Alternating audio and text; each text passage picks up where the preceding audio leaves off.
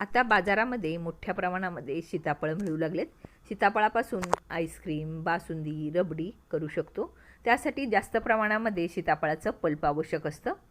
Pulp काढून घेत असताना त्यातल्या बिया सोप्या पद्धतीने कसं काढायचं ते आज आपण पाहणार आहे.